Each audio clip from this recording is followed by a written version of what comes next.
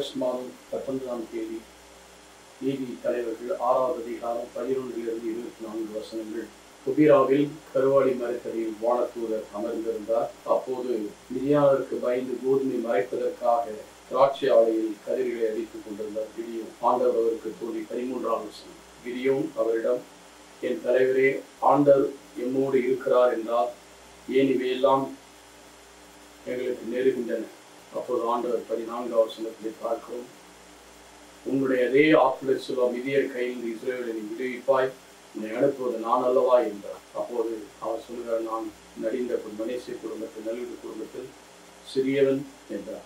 நான் உன்னோடு இருப்பதால் தனி மனிதனாக நீ மிதியாரை விழுவாய் என்ற 16ஆம் வசனத்திலும் மீண்டும் அதற்கு நிரூபிப்பதற்காக புரியாத அப்பத்தையும் தயார் செய்து, ஒரு ஆட்டுக்குட்டி 20 மரக்காலம் புரியாத அப்பத்தையும் தயார் செய்து அந்த பாறை ஊற்றினார்.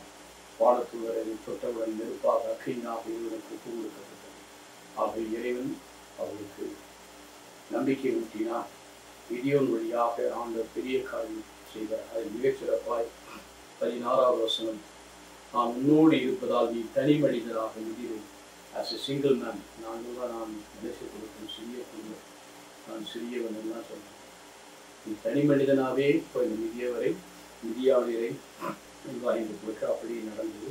ஆண்டவர் அவர் கிடியோன் வழியாக கூட இஸ்ராயல் மக்களை பாதுகாக்கிறார். இன்றைக்கும் ஆண்டவர் நம் வழியாக நம் குடும்பத்தையும் நம்முடைய பிள்ளைகளையும் பாதுகாக்கிறார். நாம் தனி மனிதன் எப்படி இயேசு தனி மனிதனாக உலக மீட்பு கட்டமைப்பு, அதே போல உங்களை நிலையில் ஒருவராகவே நான் இறைவன் தேர்ந்தெடுத்திருக்கார். நாம் இறைவனுடைய பலத்தை கொண்டு எதையும் செய்ய ஆற்றலை பெற ஒப்புக் கொடுப்போமா?